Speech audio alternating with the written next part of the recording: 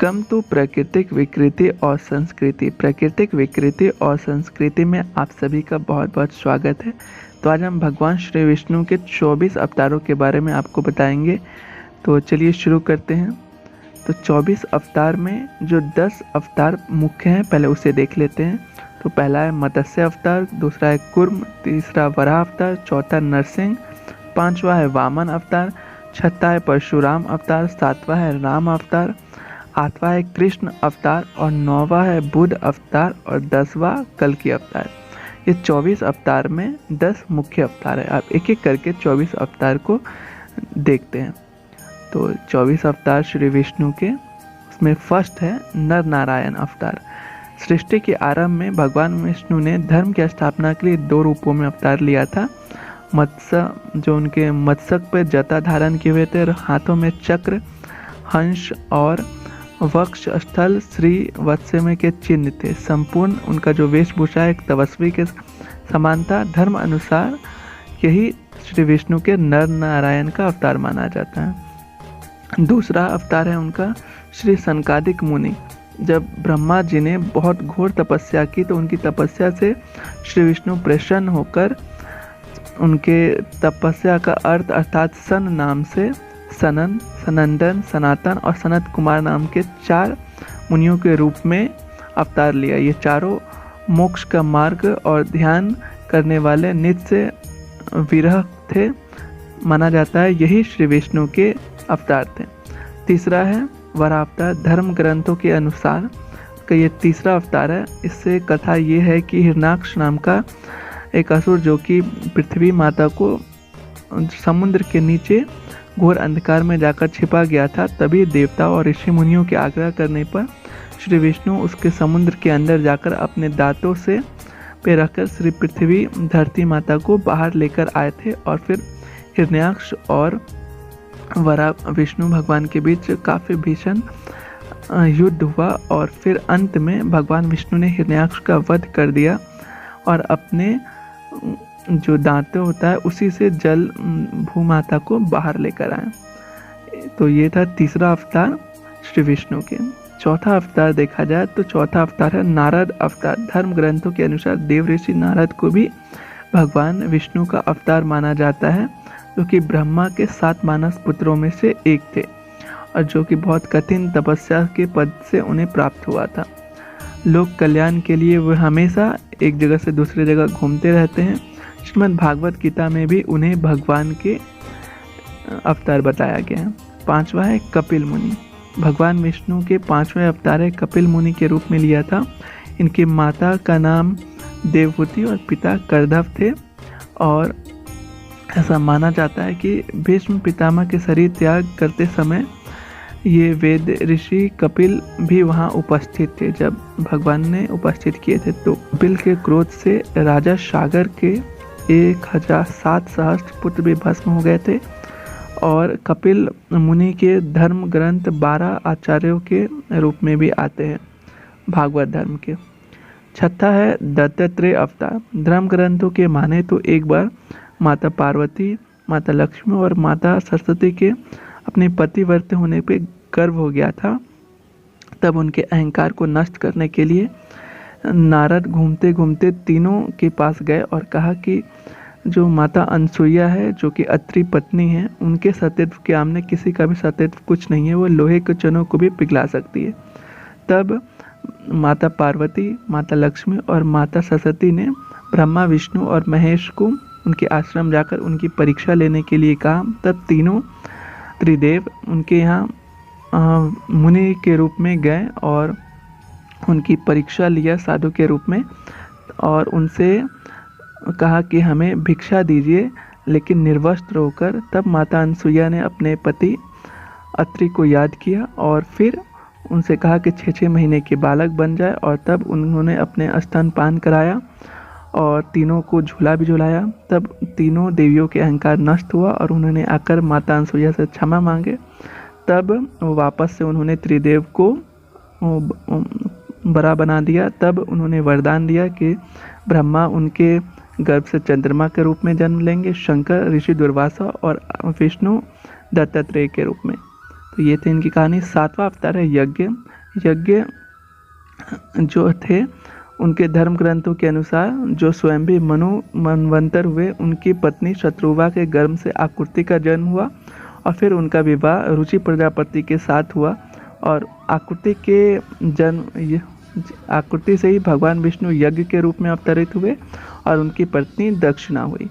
आठवें अवतार है भगवान ऋषभ देव। ऋषभ देव आठवें अवतार है। धर्म ग्रंथों की माने तो जो महाराज नाभि थे उनकी कोई संतान नहीं थी और उनकी पत्नी मेरुदती दोनों ने एक साथ यज्ञ किया पुत्र की कामना से। तब उनके यज्ञ से प्रसन्न होकर भगवान विष्णु ने नाभि और मेरुदती को के यहाँ पुत्र के रूप में जन्म लिया और यही जैन धर्म के संस्थापक बने।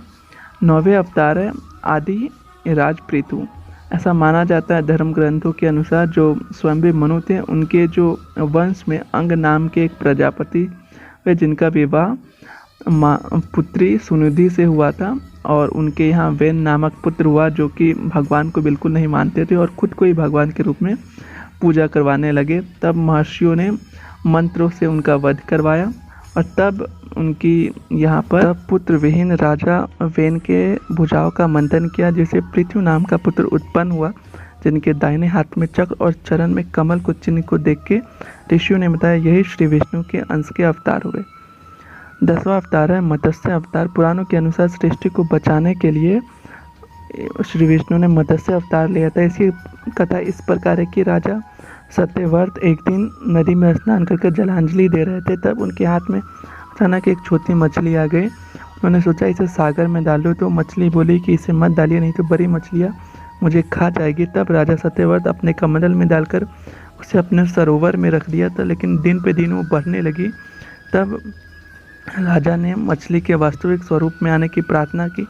तब भगवान के सामने उन्होंने कहा कि मैं आज से 7वें दिन प्रलय आएगा, तब उसे एक बड़ा नाव बनाना और तुम उसमें सप्तऋषियों, औषधियों, बीजों और सूक्ष्म जीवों को लेकर बैठ जाना। मैं तुम्हारे नाव को डगमगाने लगेगा तब मत्स्य अवतार लेकर पास आऊँगी और तुम वासुकी नाग के द्वारा मेरे नाग जो नाव है उसे सिंह से बांध देना और प्रश्न पूछने पर उनकी महिमा से विख्यात होगी और तुम्हारे हृदय से प्रकट होगी और मैं तुम्हें सत्यव्रत को उपदेश दूंगी। और यही उनका मत्स्य अवतार था जिससे उन्होंने सृष्टि को बचाया था।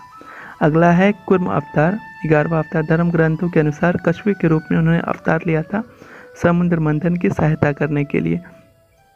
इसकी कथा इस प्रकार है कि जब राजा दुर्वासा ने इंद्र को श्राप दे दिया था श्रीहीन होने के लिए, तब वापस श्री को लौटाने के लिए देवता और दानवों द्वारा समुद्र मंथन किया गया, जिसमें विंध्याचल पर्वत को मथनी के रूप में, नागराज वासुकी को नीति के रूप में, और जब उन्होंने मंदराचल पर्वत को रखा तो डगमगाने लगा, तब उसे स्थिरता देने के लिए स्वयं सृष्टि के जो पालनहार है श्री विष्णु ने कूर्म अर्थात कछुए का अवतार लिया, जिसकी पीठ पर मंदराचल को आधार बनाकर उन्होंने समुद्र मंथन किया और ये उनका कूर्म अवतार था।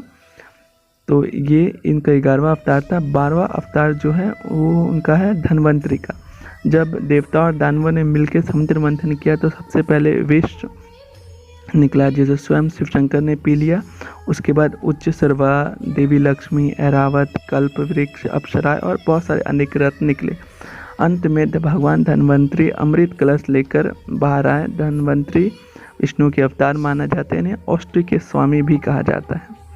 जो 13वां अवतार है मोहिनी अवतार। जब धन्वंतरी देव अमृत कलश लेकर बाहर आए तो उसे पीने के लिए देवताओं और दानवों के बीच बहुत ज़्यादा युद्ध हो गया, मारकाट होने लगा। तब श्री विष्णु परेशान होकर मोहिनी का अवतार लिया और मोहित होकर सिर्फ देवताओं को ही अपना ये अमृत पिलाया और असुरों को नहीं पिलाया। तो इस तरह उन्होंने मोहिनी अवतार लेकर देवताओं को अमृत पिलाया और असुरों को जो है उससे रिक्त किया, मतलब उन्हें नहीं पिलाया और भगवान देवताओं को भला किया, इसीलिए उनका मोहिनी अवतार का पूजा किया जाता है।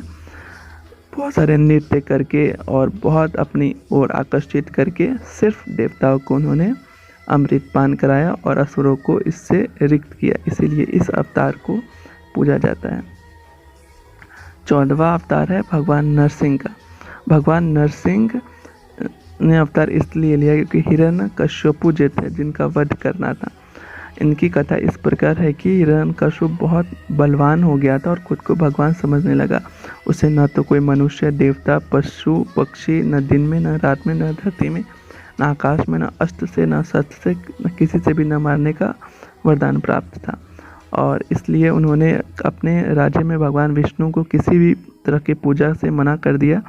लेकिन जब उनके पुत्र ने उनके पूजा नहीं माना और खुद पूजा करने लगे, तब उन्होंने उसे भी मृत्यु दंड प्राप्त किया। और जब वो किसी भी तरह नहीं मरा तो स्वयं उसे मारने लगे। तब भगवान विष्णु खंबे से नरसिंह का अवतार लिया और फिर उसे अपने नाखूनों के द्वारा उसका वध कर दिया और इस तरह भगवान नरसिंह का अवतार हुआ। अगला अवतार है वामन का। सतयुग में प्रहलाद जो थे उनके पौत्र हुए राजा बलि, जो स्वर्ग लोक पर अधिकार कर चुके थे। और जब उनकी विपत्ति से सभी देवताओं को बचाने के लिए उन्होंने ये अवतार लिया। भगवान विष्णु ने कहा कि वे स्वयं अदिति माता के गर्भ से जो उनका जन्म होगा और फिर वो स्वर्ग अपने भाइयों को वापस दिलवाएंगे। जब राजा बलि अपने भगवान यज्ञ कर रहे थे और तब भगवान वामन ने जो अदिति माता के गर्भ से जन्म लिए, तो उन्होंने राजा बलि से 3 पग यज्ञ के दक्षिणा के रूप में मांगी। तब शुक्राचार्य जो उनके गुरु थे तो उनकी लीला समझ चुके थे, लेकिन फिर भी 3 पग मांगने पर राजा बलि पीछे नहीं हटे। उन्होंने पहले पग में धरती, दूसरे पग में स्वर्ग और तीसरे पग में अपना सर दे दिया। तो खुश होकर सुतल लोक के स्वामी वामन भगवान ने उन्हें बना दिया।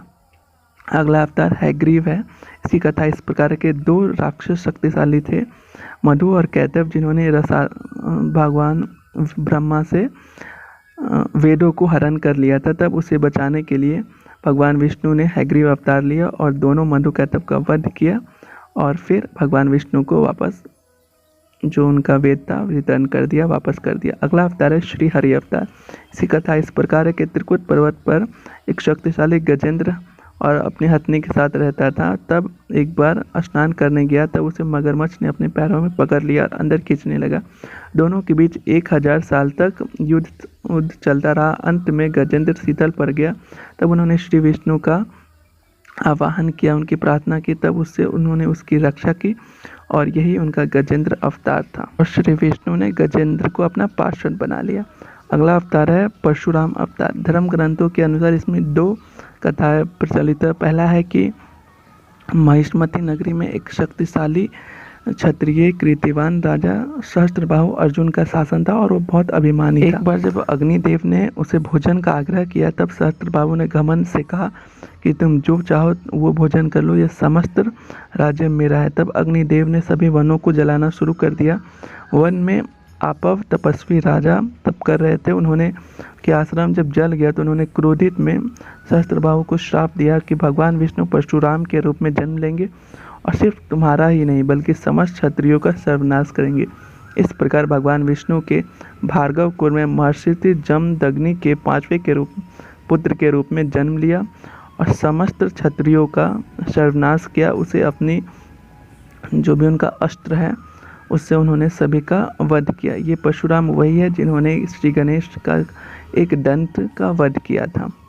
अगले अवतार जो है 19वें अवतार वेद व्यास है। महर्षि वेद व्यास, पुराणों के अनुसार महर्षि वेद व्यास को भी भगवान विष्णु का अंश माना गया है, जिन्होंने अकाल अपने जो पुत्र हैं के रूप में महर्षि ज्ञानी के रूप में प्रकट हुए थे। जो जन्म कैटव राज्य की पुत्री जो सत्यवती थी, उनके यहाँ यमुना के द्वीप पर हुआ था और उनका रंग काला था, इसलिए उनका एक नाम कृष्ण द्वापर्णी भी थे। उन्होंने ही महाभारत की रचना की थी। अगले अवतार है हंस अवतार। एक बार भगवान ब्रह्मा सभी सभा के साथ बैठे हुए थे। उनके मानस पत्र वहाँ पर पहुँचे और उन्हें मोक्ष के लिए चर्चा कर रहे थे। तब भगवान विष्णु हंस के रूप में वहाँ अवतार हुए और उन्होंने सभी को संदेश दिया कि उनकी पूजा करें। और इसके बाद महारूपी जो हंस थे उन्होंने ही सभी को मोक्ष का ज्ञान दिया। अगले अवतार है श्री राम अवतार, जो त्रेता युग में रावण का अंत करने के लिए उन्होंने जन्म लिया था जिसे सभी राक्षस डरते थे, और उन्होंने इस राजा दशरथ और माता कौशल्या के पुत्र के रूप में जन्म लिया और सभी विष्णु राक्षसों का वध किया और वनवास भी गए। इसकी कथा आप सभी जानते हैं। तो ये उनके 21वें अवतार थे, श्री राम अवतार। 22वें श्री कृष्ण अवतार द्रौपद में श्री विष्णु ने कृष्ण अवतार लेकर सभी जो अधर्मियों था उनका नाश किया। इसके साथ साथ उन्होंने श्री कृष्ण में अनेक चमत्कार किए, कंस का वध किया, भगवान अर्जुन के सारथी बने, गीता का ज्ञान दिया, धर्मराज युधिष्ठिर को धर्म की स्थापना किया। तो ये थे 22वें अवतार श्री कृष्ण अवतार, जो कि सबसे श्रेष्ठ अवतार माने गए हैं।